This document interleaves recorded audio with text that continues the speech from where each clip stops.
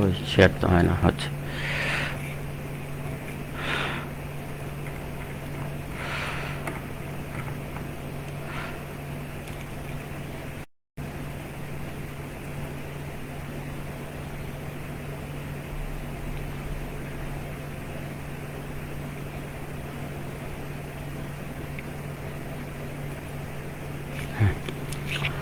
প্রিয় শিক্ষার্থীবৃন্দু, diploma in engineering শিক্ষাকর্মের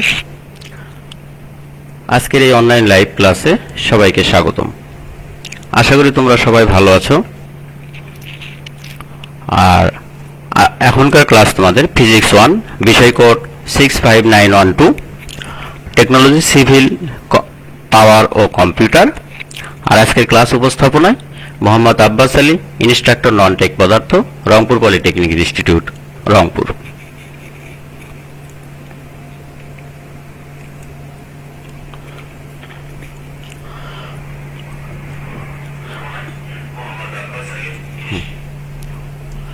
প্রিয় শিক্ষার্থীবৃন্দু, তোমরা আমার কথা কি শুনতে পাচ্ছ? শুনতে পারলে একটু জানাও। আর আজকের পাঠ হলো পঞ্চম অধ্যায়, অর্থাৎ অভিকর্ষ মহাকর্ষ।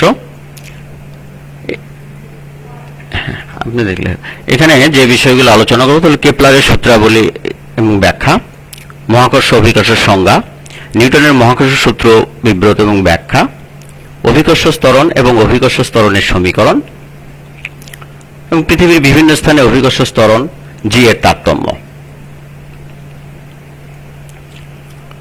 শুরুতে কেপলারের সূত্রাবলী এবং ব্যাখ্যা।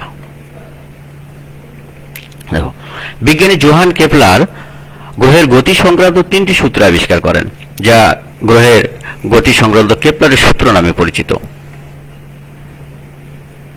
প্রথম সূত্রকে কক্ষপথের সূত্র বলা হয়। দেখো, প্রতিটি গ্রহই সূর্যকে একটি ফোকাসে রেখে উপবৃত্তাকার পথে পরিভ্রমণ করে। প্রতিটি গ্রহই সূর্যকে একটি ফোকাসে রাখে, তাহলে সূর্যকে রাখে ফোকাসে, আর পরিভ্রমণ করে কিভাবে? উপবৃত্তাকার কক্ষপথে। দেখো, এই চিত্রে দেখো যে এবিসিডি একটা উপবৃত্তাকার কক্ষপথ, এবিসিডি একটা উপবৃত্তাকার কক্ষপথ, আর এফ ও এফ ড্যাশ এই উপবৃত্তের ফোকাস। তাহলে কেপলারের প্রথম সূত্র অনুসারে সূর্য এই ফোকাস দুটির যে কোনো একটিতে থাকবে এবং গ্রহ উপবৃত্তাকার পথে ঘুরবে। এটাই কেপলারের প্রথম সূত্র। কেপলারের দ্বিতীয় সূত্র বা ক্ষেত্রফলের সূত্র দেখো, সূর্য এবং গ্রহের সংযোগকারী রেখা সমান সময়ে সমান ক্ষেত্রফল অতিক্রম করবে। তাহলে কি করবে? এই জন্য একে ক্ষেত্রফলের সূত্র বলা হচ্ছে। সমান সময়ে সমান ক্ষেত্রফল অতিক্রম করবে। কি? সূর্য ও গ্রহের সংযোগকারী রেখা সমান সময়ে সমান ক্ষেত্রফল অতিক্রম করে। দেখো, ধরা যাক এই দেখো চিত্রে সূর্য এফ ফোকাসে অবস্থিত। কোন গ্রহ এই কক্ষপথের এ থেকে বি অবস্থানে আসতে যে সময় লাগবে, একইভাবে সি থেকে ডিতে যেতেও একই সময় লাগে। অর্থাৎ দেখো, এ হতে বি অবস্থানে আসতে মনে করি টি সময় লাগে, তাহলে সি হতে ডি অবস্থানে আসতেও তার কি লাগবে? টি সময় লাগবে। তাহলে কেপলারের সূত্রানুসারে আমরা পাবো এ বি ক্ষেত্রফল, A F B, A F B এই ক্ষেত্রফল, এবং C F D, C F D এই দুটো ক্ষেত্রফল সমান হবে। অর্থাৎ সূর্য হলো এফ ফোকাসে অবস্থিত, তাহলে এ থেকে বিতে আসতে যে সময় লাগবে, সি থেকে ডিতে যেতেও ওই একই সময় লাগে। তাহলে হবে কি? এই এ এফ বি এর ক্ষেত্রফল এবং সি এফ ডি এই দুই ক্ষেত্রফল সমান হবে। অর্থাৎ সূর্য এবং গ্রহের সংযোগকারী রেখা সমান সময়ে সমান ক্ষেত্রফল অতিক্রম করে। কেপলারের তৃতীয় সূত্র বা পর্যায়কালের সূত্র, সূর্যের চারদিকে প্রতিটি গ্রহের আবর্তনকালের বর্গ, সূর্যের চারদিকে প্রতিটি গ্রহের আবর্তনকালের বর্গ সূর্য থেকে ওই গ্রহের গড় দূরত্বের ঘনফলের সমানুপাতিক। তাহলে দেখো, আবর্তনকালের বর্গ, আবর্তনকালের বা আবর্তন সময়ের বর্গ দূরত্বের ঘনফলের সমানুপাতিক।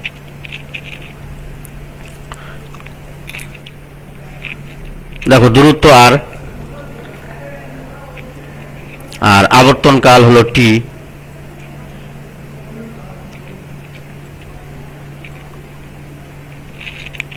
দেখো এই যে গ্রহগুলো উপবৃত্তাকার পথে সূর্যকে প্রদক্ষিণ করে, সুতরাং বিভিন্ন সময়ে সূর্য থেকে যে কোনো গ্রহের দূরত্ব বিভিন্ন হবে, এটাই স্বাভাবিক।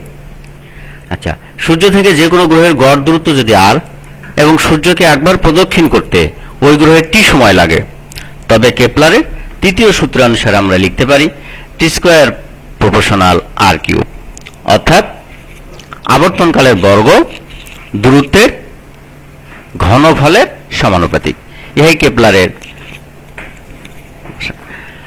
তৃতীয় সূত্র বা পর্যায়কালের সূত্র। অভিকর্ষ ও মহাকর্ষ। অভিকর্ষ কি? কোনো একটি বস্তুকে পৃথিবী যে বল দ্বারা তার কেন্দ্রের দিকে আকর্ষণ করে তাকে বলা হয় অভিকর্ষ বা মাধ্যাকর্ষণ বল। যেমন পৃথিবী ও চন্দ্রের মধ্যে যে আকর্ষণ বল সেটাই মূলত অভিকর্ষ বল। আচ্ছা, এবার মহাকর্ষ।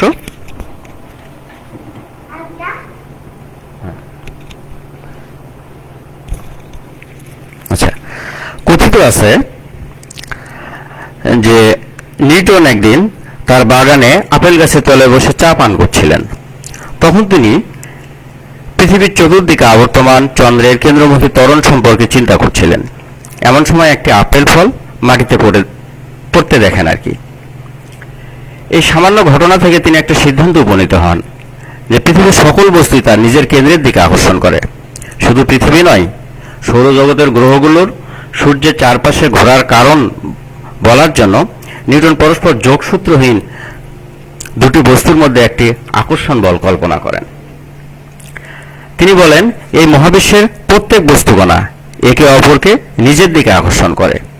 এই আকর্ষণ বলের মান শুধু বস্তুদ্বয়ের ভর ও দূরত্বের উপর নির্ভর করে, অন্য কোনো কিছুর উপর নয়। এই আকর্ষণ বলকেই বলা হয় কি? মহাকর্ষ। অর্থাৎ মহাকর্ষ কি তাহলে বুঝলাম? যে মহাবিশ্বের প্রত্যেকটি বস্তুই একে অপরকে নিজের দিকে আকর্ষণ করে। বিশ্বের যে কোনো দুটি বস্তু কণার মধ্যকার আকর্ষণ বলের নামই হলো কি? মহাকর্ষ।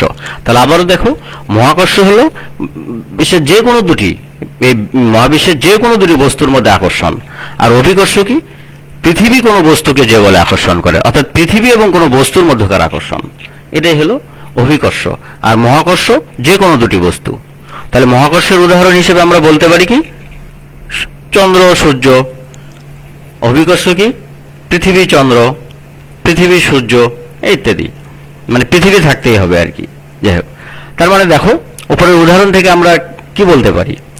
যে সব অভিকর্ষী বলই মহাকর্ষ, কিন্তু সব মহাকর্ষ বলকে কি অভিকর্ষ বলা যাবে কি? তাহলে সব মহাকর্ষ বলকে অভিকর্ষ বলা যাবে না, কিন্তু সব অভিকর্ষ বলই মহাকর্ষ। কারণ সব মহাকর্ষ বলকে এখানে ওই জন্য অভিকর্ষ বলা যাবে না, যেহেতু অভিকর্ষের সংজ্ঞাই বলছে কোনো বস্তুর উপর পৃথিবীর আকর্ষণ বল। আশা করি তোমরা বিষয়টা ক্লিয়ার হয়েছ।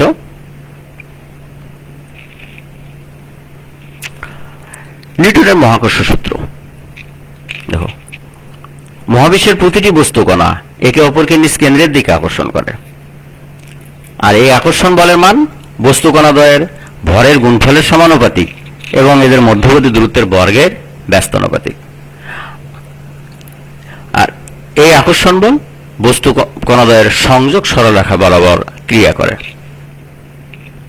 দেখো, ব্যাখ্যা আমরা বলতে পারি যে m1 ও m2 ভরের দুইটি বস্তু d দূরত্বে আছে থেকে পরস্পরকে f বলে আকর্ষণ করছে।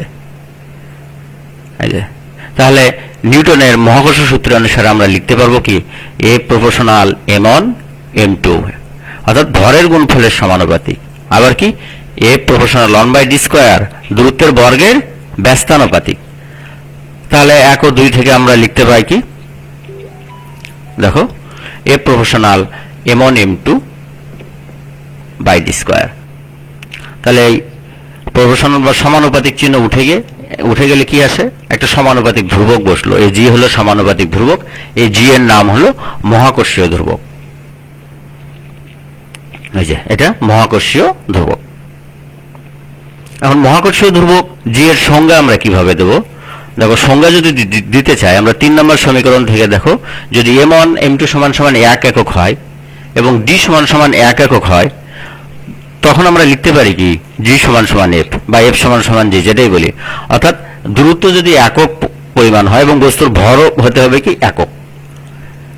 আচ্ছা, তার মানে আমরা বলতে পারি যে একক ভরের দুটি বস্তু একক দূরত্বে থেকে পরস্পরকে যে বলে আকর্ষণ করে সেটাই হলো মহাকর্ষীয় ধ্রুবক।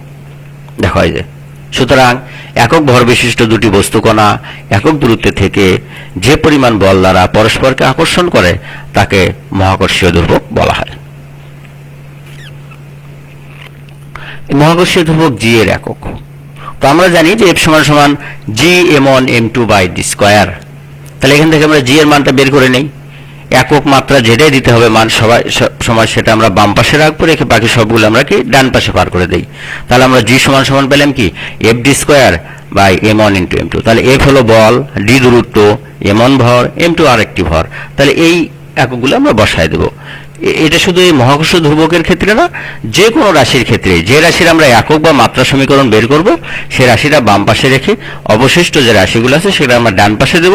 এরপর ডান পাশের রাশিগুলোর আমরা কি করব, একক বসাবো। মাত্রা ক্ষেত্রে আমরা মাত্রা বসাবো, তাহলে আমরা পেয়ে যাব ওই রাশির একক বা মাত্রা। তাহলে একইভাবে আমরা বলের একক বসাই। দেখো, বল, দূরত্ব, ভর, ভর, বলের একক বসাই। বলের একক হলো কি নিউটন। শেষের দিকে একটু আসেন। হ্যাঁ, দেখো, বলের একক নিউটন, দূরত্বের একক মিটার স্কয়ার, ভরের একক কেজি স্কয়ার। সুতরাং আমরা এমকেএস পদ্ধতিতে আমরা বলতে পারি জি এর একক newton metre square per KG square. একইভাবে যদি সিজিএস পদ্ধতির বলা যায়, তাহলে সিজিএস পদ্ধতিতে বলের একক ডাইন, দূরত্বের একক সেন্টিমিটার স্কয়ার, ভরের একক কি গ্রাম স্কয়ার। তাহলে ডাইন centimetre square per gram square. একইভাবে যদি এপিএস পদ্ধতিতে দিতে চাই, এপিএস পদ্ধতিতে বলের একক কি পাউন্ডাল, দূরত্বের একক ফুট, ভরের একক পাউন্ড। এই জন্য আমরা লিখেছি poundal foot square by pound square. এবার মহাকর্ষীয় ধ্রুবক জি এর মাত্রা সমীকরণ। আগে বলেছি যে রাশিটির একক বা মাত্রা দিতে হয় সেটা আমরা বাম পাশে নিয়ে অবশিষ্ট রাশিগুলোকে আমরা ডান পাশে ট্রান্সফার করব। দেখো, একক যেভাবে নির্ণয় করেছি মাত্রার ক্ষেত্রে আমরা সেই একই কাজ করলাম। তাহলে এটা পেলাম এফ হলো বল, ডি দূরত্ব, এম ভর। এখন আমরা এই বল, দূরত্ব এবং ভরের মাত্রাগুলো বসাই দেব। দেখো, বলের মাত্রা কি এম এল পার টি স্কয়ার, দূরত্বের মাত্রা এল স্কয়ার, ভরের মাত্রা এম ইন্টু এম। তাহলে আমরা ফাইনালি কি পাচ্ছি, জি সমান সমান কি পাচ্ছি, এ দেখো এ এম এম কেটে গেলে এম উপরে গিয়ে ইনভার্স হয়ে যায়, মানে এল কিউব পার টি স্কয়ার। এটাই হলো কি মহাকর্ষীয় ধ্রুবক জি এর মাত্রা সমীকরণ। এখন দেখো মহাকর্ষীয় ধ্রুবক জি এর মান। তাহলে এমকেএস পদ্ধতিতে জি এর মান 6.673 into 10 to the power minus 11 newton metre square per KG square. CGS পদ্ধতিতে জি এর মান 6.673 into 10 to the power minus 8 dyne centimetre square per gram square. এবং এপিএস পদ্ধতিতে জি এর মান 1.069 into 10 to the power 9 poundal foot square per pound square. আচ্ছা, এখন একটা প্রশ্ন হলো কি, এই যে জি এর মান এমকেএস পদ্ধতি হোক আর সিজিএস পদ্ধতি যাই হোক, এই মানটা বলতে আমরা কি বোঝাই? যেমন জি এর মান 6.673 into 10 to the power minus 11 newton metre square per KG square বলতে কি বোঝায়? তাহলে আমাকে যেতে হবে আগে জি বলতে কি বোঝায় এটা আগে জানতে হবে, যে জিটা কি। কি আমরা জি এর সঙ্গে কি পড়েছি, একক ভরের দুইটি বস্তু 1 মিটার দূরত্ব থেকে পরস্পরকে যে বলে আকর্ষণ করে সেটাই হচ্ছিল মহাকর্ষীয় ধ্রুবক।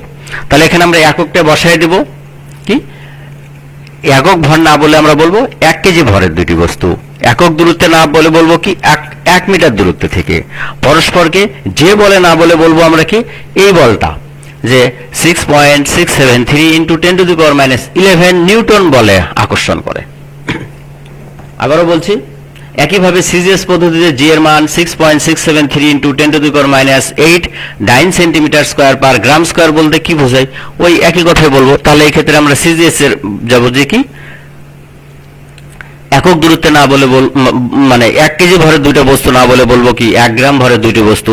একক দূরত্বে না বলে বলবো 1 সেন্টিমিটার দূরে থেকে পরস্পরকে যে বলে আকর্ষণ করে না বলে আমরা বলবো এই যে যেহেতু এখানে বল দেওয়াই আছে 6.673 × 10⁻⁻, এই ডাইন বলে আকর্ষণ করে।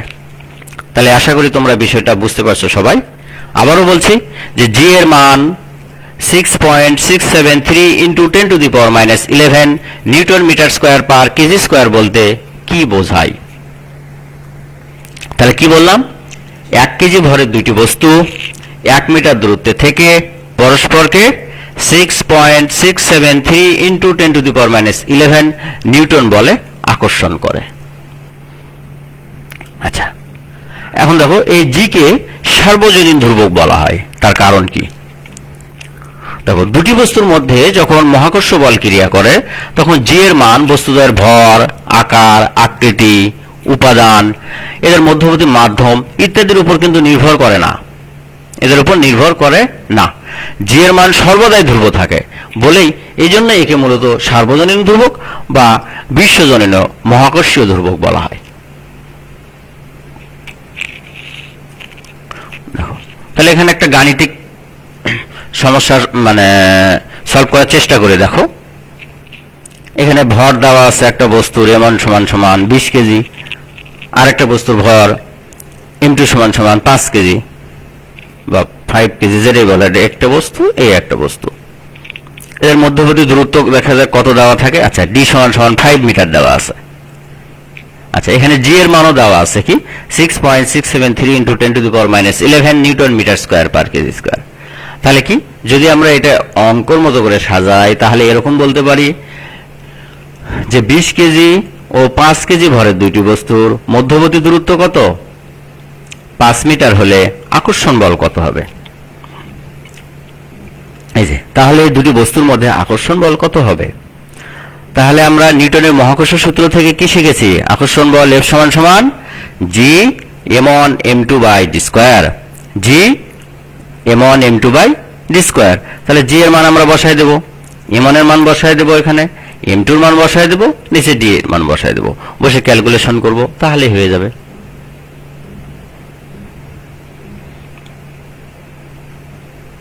এখন যদি এরকম মানে এই আকর্ষণ বলের মান দেওয়া থাকলো, তো জি এর মান দেওয়া নাই, তাহলে কি তুমি পারবে না? তখন শুধু মানে ওই এফ সমান সমান জি m1 m2/d স্কয়ার, এই সমীকরণ থেকে আমরা জি এর মানটা বের করে নেব, অর্থাৎ জিটাকে বাম পাশে রেখে বাকি সবগুলোকে ডান পাশে দেব। সেটা যেটাই চাক না কেন, m1 চাইতে পারে, m2 চাইতে পারে, দূরত্ব d চাইতে পারে, যেটারই মান চাইবে সেটা আমরা বাম পাশে রেখে বাকি রাশিগুলো ডান পাশে দিয়ে আমরা মান বসে ক্যালকুলেশন করব, তাহলে রেজাল্ট পেয়ে যাব। এই আর যে কোনো অঙ্ক করার ক্ষেত্রে একটা বিষয় আমি আগেই বলেছি যে একই পদ্ধতির একক, মানে অর্থাৎ সবগুলো এককের পদ্ধতি একই হতে হবে, ভিন্ন ভিন্ন এককের পদ্ধতি থাকলে আসলে ওটা হবে না, ক্যালকুলেশন সঠিক হবে না। যদিও এখানে সবগুলো একক এম কেসে আছে, দেখো m1 মানে m1 এর মান দেওয়া আছে এম কেসে, কেজি, m2 এর মানও এম কেসে, দূরত্বের মানও এবং জি এর মানও। সুতরাং এখানে কোনো এককের ট্রান্সফার করার দরকার নেই, সরাসরি f সমান সমান আমরা বসে দেব জি m1 m2/d স্কয়ার, মানগুলো বসে দিয়ে ক্যালকুলেশন করব। ওকে, এবার দেখো অভিকর্ষ ত্বরণ। অভিকর্ষ বলের প্রভাবে পৃথিবী পৃষ্ঠে মুক্তভাবে পড়ন্ত কোনো বস্তুর বেগ বৃদ্ধির হারকেই বলা হয় অভিকর্ষ ত্বরণ। তাহলে কি নরমালি আমরা ত্বরণ পড়েছি কি, কোনো বস্তুর বেগ বৃদ্ধির হারকেই বলা হয় ত্বরণ, বস্তুর বেগ বৃদ্ধির হারকেই বলা হয় ত্বরণ। তাহলে অভিকর্ষ ত্বরণের ক্ষেত্রে কি বলবো? এই বাড়তি অভিকর্ষ বলের প্রভাবে, এই কথাটি আমরা বাড়তি যুক্ত করে নেব। আমরা মোটামুটি সবাই জানি ত্বরণ কাকে বলে, তৃতীয় অধ্যায়ে পড়েছি যে কি বস্তুর বেগ বৃদ্ধির হারকেই বলা হয় ত্বরণ। তাহলে আমরা এখানে বলবো কি যে অভিকর্ষ ত্বরণের বেলায় শুধু বাড়তি একটু যোগ করব, অভিকর্ষ বলের প্রভাবে কোন বস্তুর বেগ বৃদ্ধির হারকে বলা হয় ত্বরণ, এইটুকু বললেও চলবে। অথবা আরো একটু যদি ভালো করে বলতেছে তাহলে বলবো কি অভিকর্ষ বলের প্রভাবে ভূপৃষ্ঠে মুক্তভাবে পড়ন্ত কোনো বস্তুর বেগ বৃদ্ধির হারকে অভিকর্ষ ত্বরণ বলা হয়। আচ্ছা, তাহলে অভিকর্ষ ত্বরণের একক আমরা এমনি রৈখিক ত্বরণ বা ত্বরণের একক যেরকম পড়েছি, একক এবং মাত্রা অভিকর্ষ ত্বরণের একক এবং মাত্রা একই। ত্বরণের একক আমরা কি পড়েছিলাম এমকেএস পদ্ধতিতে? Metre per second square. তাহলে এই অভিকর্ষ ত্বরণ জি এর একক হলো কি মিটার পার সেকেন্ড স্কয়ার। একইভাবে সিজিএস পদ্ধতিতে সেন্টিমিটার পার সেকেন্ড স্কয়ার এবং এপিএস পদ্ধতিতে ফুট পার সেকেন্ড স্কয়ার। তাহলে অভিকর্ষ ত্বরণের মাত্রা সমীকরণও একই হবে, জি সমান সমান কি এল পার টি স্কয়ার, অর্থাৎ বেগের মাত্রা নিচে হলো বসাইছিলাম কি ত্বরণের মাত্রা মানে সময়ের মাত্রা, এই জন্য এল পার টি স্কয়ার হয়েছে। তাহলে অভিকর্ষ ত্বরণের জি এর একটা মান আছে, তাহলে এমকেএস পদ্ধতিতে এর মান 9.8 বা 9.81 metre per second square, CGS পদ্ধতিতে 9.81 সেন্টিমিটার পার সেকেন্ড স্কয়ার, আর এপিএস পদ্ধতিতে 32.2 ফুট পার সেকেন্ড স্কয়ার। এই মানগুলো জানা থাকা অবশ্যই প্রয়োজন, মানে এই তিনটা পদ্ধতির মান। বিশেষ করে অঙ্ক করার সময় দেখা গেল যে তো সিজিএস পদ্ধতিতে সবগুলো মান সিজিএস এ দেওয়া আছে, ওই ক্ষেত্রে যদি সিজিএস এর মান না বসাও তাহলে কিন্তু অঙ্কটা সঠিক হবে না। আমরা অনেক ক্ষেত্রে প্রায় ভুল করে থাকি যে সিজিএস বা এপিএস পদ্ধতিতে সবগুলো মান দেওয়া আছে, কিন্তু আমরা জি এর মান বলতেই শুধু বুঝি যে 9.8 বা 9.81। আচ্ছা, জি এর মান 9.81 ঠিক আছে, কিন্তু এটা এমকেএস পদ্ধতিতে জি এর মান, এটা মনে রাখতে হবে। তাহলে কি করব আমরা এই অঙ্ক করার ক্ষেত্রে, যদি মানে সিজিএস এ থাকে তাহলে আমরা সিজিএস পদ্ধতিতে জি এর মান বসাবো, এপিএস পদ্ধতিতে থাকলে আমরা এপিএস পদ্ধতিতে জি এর মান বসাবো। অথবা তুমি যদি এমকেএস পদ্ধতিতে অঙ্কটা করতেই চাও তাহলে অন্যান্য একককে আমরা এমকেএস পদ্ধতিতে কনভার্ট করে নেব। এখন এখানে একটা প্রশ্ন আসে গেল যে ভূপৃষ্ঠে কোন স্থানে জি এর মান 9.81 মিটার পার সেকেন্ড স্কয়ার বলতে কি বোঝায়? এই যে কোনো বলতে কি বোঝায়, এটা এ ধরনের উত্তর দেওয়ার আগে ওই রাশিটা সম্পর্কে জানতে হবে। তাহলে জি বলতে কি বোঝায় বা জি কাকে বলে, অর্থাৎ অভিকর্ষ ত্বরণ কাকে বলে? আমরা অভিকর্ষ ত্বরণের সঙ্গে কি পড়েছিলাম যে অভিকর্ষ বলের প্রভাবে ভূপৃষ্ঠে মুক্তভাবে পড়ন্ত কোনো বস্তুর বেগ বৃদ্ধির হার। তাহলে আমরা কিভাবে বলবো যে অভিকর্ষ বলের প্রভাবে ভূপৃষ্ঠে মুক্তভাবে পড়ন্ত কোনো বস্তুর বেগ প্রতি সেকেন্ডে 9.81 মিটার পার সেকেন্ড বৃদ্ধি পায়। এখানে কিন্তু আর মিটার পার সেকেন্ড স্কয়ার বলবো না, ওই যে প্রতি সেকেন্ডের ওখানে একটা সেকেন্ড থেকেই গেল, তাহলে উপরের মিটার পার সেকেন্ড, তাহলে এটা কি মিটার পার সেকেন্ড স্কয়ার হয়ে যাচ্ছে না? আচ্ছা, তাহলে আবার বলছি যে ভূপৃষ্ঠে কোন স্থানে অভিকর্ষ ত্বরণ জি এর মান 9.81 মিটার পার সেকেন্ড স্কয়ার বলতে কি বোঝায়? উত্তর হলো কি যে অভিকর্ষ বলের প্রভাবে ভূপৃষ্ঠে মুক্তভাবে পড়ন্ত কোনো বস্তুর বেগ কি হয় প্রতি সেকেন্ডে 9.81 মিটার পার সেকেন্ড বৃদ্ধি পায়। আচ্ছা, এবার দেখো অভিকর্ষ ত্বরণ জি এর সমীকরণ।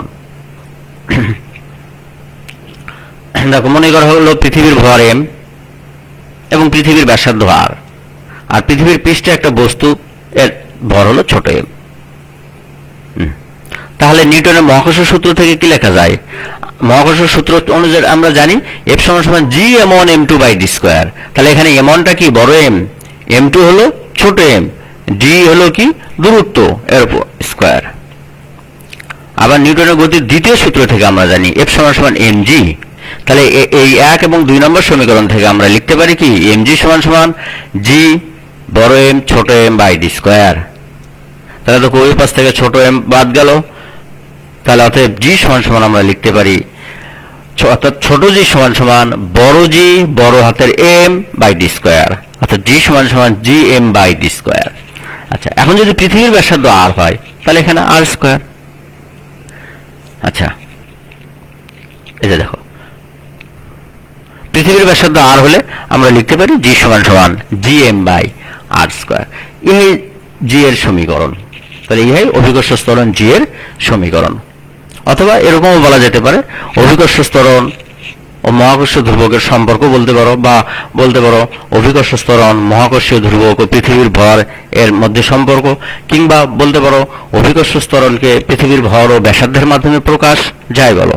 এখান থেকে আরেকটা কথা বলা যেতে পারে, প্রায় সময় এটা প্রশ্ন পরীক্ষায় আসে যে দেখা যায় অভিকর্ষ ত্বরণ বস্তুর ভরের উপর নির্ভর করে না। এই সমীকরণে 3 নম্বর সমীকরণে দেখো কোথাও বস্তুর ভর কিন্তু নাই। এই যে এমটা আমরা দেখতে পাচ্ছি ক্যাপিটাল এম, এটা কিন্তু পৃথিবীর ভর, তাহলে এখানে বস্তুর ভর নাই। সুতরাং আমরা এই 3 নম্বর সমীকরণ থেকে বলতে পারি যে অভিকর্ষ ত্বরণে যে উপরের সমীকরণ হতে লেখা যায় যে অভিকর্ষ ত্বরণ বস্তুর ভরের উপর নির্ভর করে না। তাহলে অভিকর্ষ ত্বরণ বস্তুর ভরের উপর নির্ভর করে না। তাহলে নির্ভর করে কার উপর? দেখো শুধুমাত্র এই যে আর বা ডি যেটাই বলো দূরত্বের উপর নির্ভর করে। কারণ দেখো মহাকর্ষ ধ্রুবক জি এবং পৃথিবীর ভর এম দুটাই ধ্রুব রাশি, তাহলে শুধু দূরত্ব পরিবর্তনশীল, সুতরাং অভিকর্ষ ত্বরণ শুধু দূরত্বের উপর নির্ভরশীল। অর্থাৎ আমরা বলতে পারি যে অভিকর্ষ ত্বরণ জি এর মান বস্তু নিরপেক্ষ হলেও স্থান নিরপেক্ষ নয়। একথা তাহলে কি বোঝা গেল? বস্তু নিরপেক্ষ হলেও স্থান নিরপেক্ষ নয়, স্থানের বেলায় সে নিরপেক্ষ নয়, তার মানে স্থানের উপর নির্ভর করছে, দূরত্বের উপর নির্ভর করছে। এই কারণে যেহেতু পৃথিবীটি পুরোপুরি গোল না, এই কারণেই দেখা যাচ্ছে যে মেরু অঞ্চলে একরকম জি এর মান, আবার বিষুবীয় অঞ্চলে জি এর মান ভিন্ন। কারণ কি? পৃথিবীর কেন্দ্র থেকে সব জায়গার দূরত্ব সমান না, এই কারণে জি এর মানের ভিন্নতা আছে। আচ্ছা, এখন পৃথিবীর বিভিন্ন স্থানে অভিকর্ষ ত্বরণ জি এর তারতম্য দেখো। ভূপৃষ্ঠ থেকে উচ্চ কোন স্থানে, অর্থাৎ ভূপৃষ্ঠ হতে যত উপরে উঠা যায় অভিকর্ষ ত্বরণের মান ততই কমতে থাকে।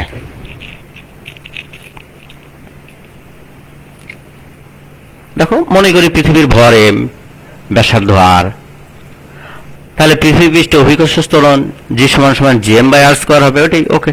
আচ্ছা, এটা যাওয়ার আগে আরেকটু বিষয় একটু শুধু বলে যাই তোমাদের এখানে আমরা দুইটা জির সম্পর্কে পরিচয় হলাম। দেখো, একটা ছোট জি আর একটা বড় জি, একটা ছোট জি আর একটা বড় জি। যদি বলা যায় এই ছোট জি আর বড় জি এর মধ্যে পার্থক্য কি, তাহলে ছোট জি কি হচ্ছে? অভিকর্ষ ত্বরণ। আর বড় জি কি? মহাকর্ষীয় ধ্রুবক। ছোট জি কি? অভিকর্ষ ত্বরণ, এটা যেন ভুলে যেও না। বড় জি কি? মহাকর্ষীয় ধ্রুবক। এখন আমরা নর্মাল পার্থক্যের মতোই চাইলে পার্থক্য দিতে পারবো, সংজ্ঞা দিব, একক দিব, মাত্রা সমীকরণ দেব, মান দেব, তাহলেই তো হয়ে গেল। যে ছোট জি এর সংজ্ঞা দিলাম, এরপরে বড় জি এর সংজ্ঞা দিলাম, ছোট জি এর একক কি দিলাম, বড় জি এর একক কি, ছোট জি এর মাত্রা, বড় জি এর মাত্রা, ছোট জি এর মান কত, বড় জি এর মান কত, এই তো হয়ে গেল পার্থক্য। আর মূল যে কথাটা কি? ছোট জি অভিকর্ষ ত্বরণ, বড় জি মহাকর্ষীয় ধ্রুবক। আচ্ছা, তো ঠিক আছে, আমি আবার আসছি এখানে। পৃথিবীর বিভিন্ন স্থানে অভিকর্ষ ত্বরণ জি এর তারতম্য দেখো।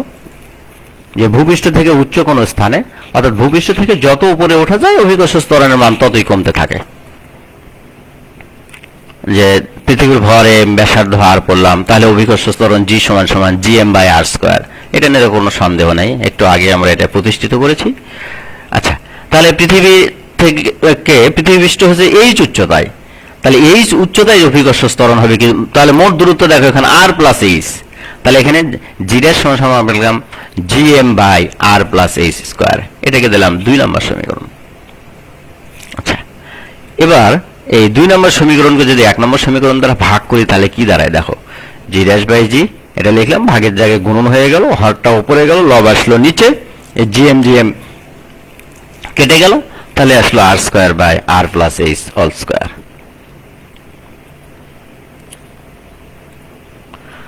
এই তাহলে আমরা উভয় পক্ষকে লব ও হরকে যদি আর স্কোয়ার দ্বারা ভাগ করি তাহলে এরকম পাই। এটাকে যদি উপরে নিয়ে যায় তাহলে ইনভার্স 2 হয়ে যায় সূচকের নিয়ম অনুসারে। আচ্ছা, এখন আমরা একে দ্বিপদী উপপাদ্যের সাহায্যে বিশ্লেষণ করব। যদি দ্বিপদী উপপাদ্যের সাহায্যে আমরা লিখতে পারি, একবারে লিখে ফেলি 1 মাইনাস 2h বাই আর। এখানে আরো সংখ্যা আছে, যেহেতু এইচ এর মান মানে ক্ষুদ্র বা আর বাই এইচ এর মান খুব ক্ষুদ্র, তাই এই আর বাই এইচ এর আরো যে অন্যান্য ঘাতগুলো আছে উচ্চ ঘাতগুলো বাদ দিয়ে দেওয়া হয়েছে। তাহলে কি পেলাম আমরা? যে জি ড্যাশ বাই টি, এবার আমরা কি লিখবো? জি ড্যাশ বাই জি, জি সমান সমান কি 1 মাইনাস 2h বাই আর, তাহলে জি ড্যাশ সমান সমান জিটা গুণন হয়ে যাবে জি ইন্টু 1 মাইনাস 2h বাই আর, এটা 3 নম্বর সমীকরণ দিলাম। তাহলে এই 3 নম্বর সমীকরণ থেকে কি দেখা যায় দেখো, এইচ এর মান বৃদ্ধি করলে এই 1 মাইনাস 2h বাই আর এর মান হ্রাস পায়, অর্থাৎ জি ড্যাশ এর মান হ্রাস পায়। সুতরাং আমরা কি বলতে পারি? ভূপৃষ্ঠ হতে যত উপরে ওঠা যায় অভিকর্ষ ত্বরণের মান ততই কমতে থাকে। আশা করি বিষয়টি তোমরা ক্লিয়ার হয়েছে। এবার পৃথিবীর অভ্যন্তরে কোন স্থানে যাওয়া যাক। আমরা ভূপৃষ্ঠ থেকে উপরের দিকে উঠলাম প্রথমে, এবার আমরা ভূপৃষ্ঠ থেকে অভ্যন্তরে যাব। দেখো, ভূপৃষ্ঠ হতে যত নিচে যাওয়া যায় অভিকর্ষ ত্বরণের মান ততই কমতে থাকে। তাহলে মনে করি পৃথিবীর ভর m এবং ব্যাসার্ধ r, তাহলে পৃথিবী পৃষ্ঠে অভিকর্ষ ত্বরণ আমরা জানি g সমান সমান gm/r²। আবার পৃথিবীর আয়তন, যেহেতু পৃথিবী একটা গোলক, গোলকের আয়তন আমরা জানি 4/3 পাই r3, আর যেহেতু ব্যাসার্ধ। আচ্ছা, আয়তন যদি পেলাম তাহলে আমরা ভর কি পাবো? ভর সমান সমান কি লিখতে পারি? আয়তন গুণন ঘনত্ব। কারণ ঘনত্ব কি, ঘনত্ব কি সাধারণত রো দ্বারে বেশি প্রকাশ করা হয়। এখানে পৃথিবীর জন্য বড় হাতে ডি লেখা হয়েছে আর কি, রো বা ডি যেটাই বলি। রো বা ডি সমান সমান কি m/v, m/v, অর্থাৎ একক আয়তনের ভরকে ঘনত্ব বলা হয়। তাহলে m সমান সমান কি হবে? ভি রো বা ভি ডি হবে না? আচ্ছা, তাহলে এখানে আমরা ভি এর মান বসালাম, ডি তো থেকে গেল। আচ্ছা, তাহলে এই 1 নম্বর সমীকরণে যদি এই মানটা আমরা এই m এর মানটি বসিয়ে দেই, তাহলে কি দাঁড়ায়? g সমান সমান দেখো এইরকম হচ্ছে, g ইন্টু 4/3 পাই r³ d, অর্থাৎ এই m এর মানটি আমরা এই বসিয়ে দিলাম 1 নম্বর সমীকরণে। এটা একটু ক্যালকুলেশন করে নেই, যে r² যদি আমরা কেটে নিই তাহলে 4 এর নিচে 3 g পাই r/d, এটাকে 2 নম্বর সমীকরণ দিলাম। দেখো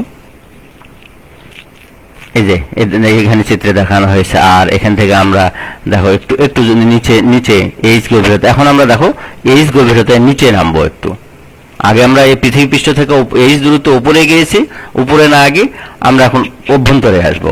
এই যে দেখো তাহলে কি হচ্ছে, আবার ভূপৃষ্ঠ হতে এইচ দূরত্বে পৃথিবীর অভ্যন্তরে আমরা a' বিন্দুতে আসলাম। তাহলে a' বিন্দুতে আসছে বিবেচনা করে তাহলে টোটাল দূরত্ব হবে কত? কেন্দ্র থেকে এই এর দূরত্ব হবে কত? r-h না?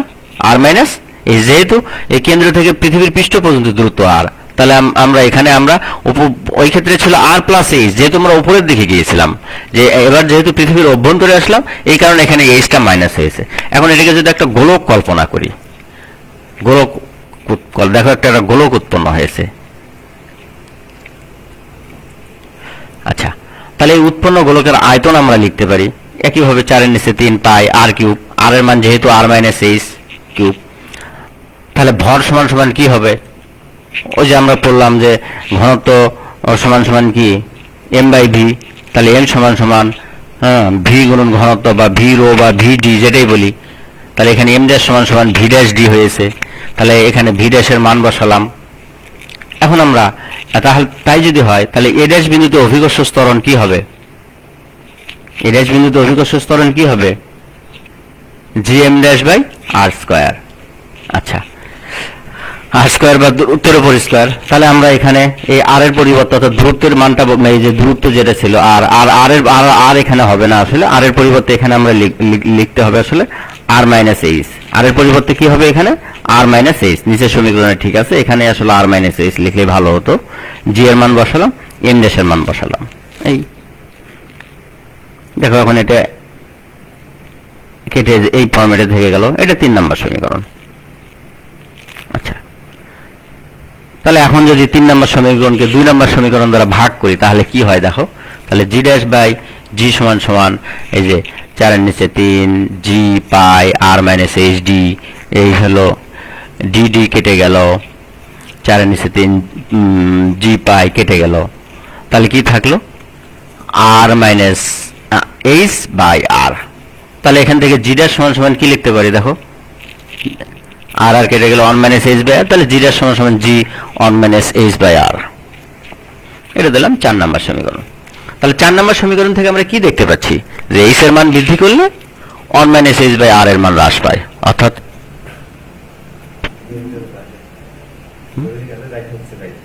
আচ্ছা অর্থাৎ g' এর মান কমতে থাকে। সুতরাং ভূপৃষ্ঠ হতে যতই নিচে যাওয়া যায় অভিকর্ষ ত্বরণের মান ততই কমতে থাকে। এখন তাহলে পৃথিবীর কেন্দ্রে কি হবে দেখো, আমরা জানি পৃথিবীর কেন্দ্রে অভিকর্ষ ত্বরণের মান 0। কেন 0 দেখো, যে 4 নম্বর সমীকরণ থেকে আমরা জানলাম কি g' সমান সমান g ইন্টু 1-h/r। এখানে পৃথিবীর কেন্দ্রে অর্থাৎ ও বিন্দুতে h এবং r সমান, h সমান সমান r, তাই যদি হয় তাহলে এখানে যদি আমরা মানটা বসাই r/r, তাহলে এটা কেটে গেল, তাহলে কি হবে 1-1 0 হয়ে গেল। আর জিরো সাথে যে কোনো কিছু গুণ করলে জিরো হয়ে যায়, অর্থাৎ সব শূন্য হয়ে যায়। সুতরাং জি ড্যাশ সমান সমান শূন্য। তার মানে কি, এ থেকে বোঝা যায় কি পৃথিবীর কেন্দ্রে অভিকর্ষ ত্বরণের মান শূন্য। সুতরাং পৃথিবীর কেন্দ্রে যদি কোনো বস্তু নিয়ে যাওয়া যায়, তো ওই বস্তুর উপর পৃথিবীর কোনো আকর্ষণ বল থাকে না, যেহেতু ওজন মানে জি এর মান শূন্য, এই কারণে ওজন শূন্য হয়ে যায়। আচ্ছা, ভর ওজনের মধ্যে পার্থক্য। আমরা জানি ভর হলো কি পদার্থের মোট পরিমাণ, আর ওজন হলো কোনো বস্তুর উপর পৃথিবীর আকর্ষণ বল। ভর একটা স্কেলার রাশি, ওজন ভেক্টর রাশি। ভরের একক কেজি, গ্রাম, পাউন্ড। ওজনের একক নিউটন, ডাইন, পাউন্ডাল। ভরের মাত্রা এম, ওজনের মাত্রা বা বলের মাত্রা কি এম এল পার টি স্কোয়ার। বস্তুর ভরের কোনো পরিবর্তন হয় না, আর স্থান ভেদে ওজনের পরিবর্তন হয়। আচ্ছা, যে কোনো ধরনের নিক্তির সাহায্যে ভর পরিমাপ করা যায়, আর সাধারণত স্প্রিং নিক্তির সাহায্যে ওজন পরিমাপ করা হয়। কোনো বস্তুর ওজনকে যদি জি দ্বারা ভাগ করা যায়, আমরা জানি তাহলে ডাব্লিউ সমান সমান কি এম জি, তাহলে নিচে যদি জি লিখি, জি জি কেটে গেল, তাহলে ভর এম পাওয়া যায়। একইভাবে কি কোনো বস্তুর ভরকে যদি জি দ্বারা গুণ করা যায়, তাহলে ভর এম হলে এবং জি জি জি দ্বারা যদি গুণ করে তাহলে এম জি, অর্থাৎ ডাব্লিউ সমান সমান এম জি, তাহলে আমরা ওজন পেয়ে গেলাম। এই হলো মোটামুটি ভর এবং ওজনের মধ্যে পার্থক্য।